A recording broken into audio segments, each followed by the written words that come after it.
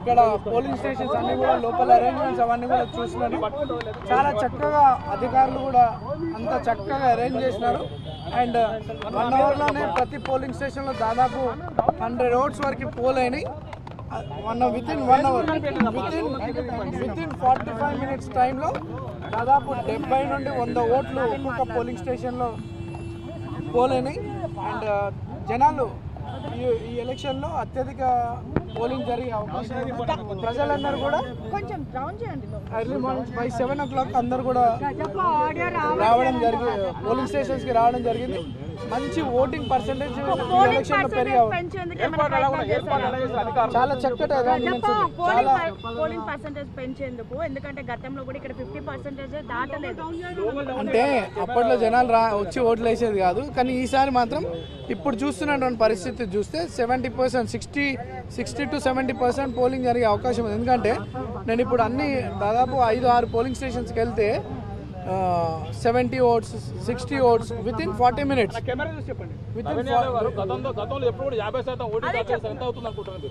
నాకు తెలిసి 63%, 62-63% జరిగే అవకాశాలు ఉన్నాయి. నేను 10 o'clock నా ఓటు మా ఫ్యామిలీ మెంబర్స్తో కలిసి వాల్టర్ వెంకటగిరి స్కూల్లో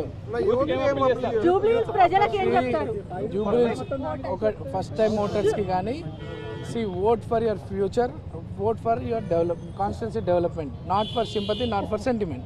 ఇది మన భవిష్యత్తుకి సంబంధించిన ఎన్నిక కాబట్టి చాలా తెలివిగా జాగ్రత్తగా ఓటు వినియోగించుకోవాలని నేను యూత్కి అప్పీల్ చేస్తాను. సరే, దట్ ఈస్ ఆల్ కామన్. అవన్నీ కూడా అధికారులు దాన్ని రాటిఫై చేస్తారు. స్టార్ట్ అయిన టైం నుండి దాన్ని చేస్తారు.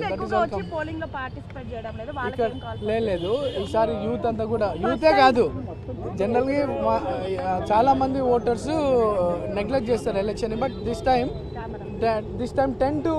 10 to 15% పోలింగ్ పర్సెంటేజ్ పెరిగే అవకాశం ఉంది. ఈ వాతావరణం చూస్తుంటే ఒక 10% ఓటింగ్ పర్సెంటేజ్ పెరిగే అవకాశం ఉంది. అదే చెప్తున్నాను కదా, మీ భవిష్యత్తుకు ఓటేయండి. లేదు, ఇక హాలిడే లాగా ట్రీట్ చేస్తలేరు. భవిష్యత్తు గురించి ఆలోచించి ఓటర్స్ అందరూ కూడా బయటకు వచ్చి ఓటు వేస్తూ ఉన్నారు. సమాజం గురించి ఆలోచించి ఓటర్స్ రావడం జరుగుతూ ఉంది.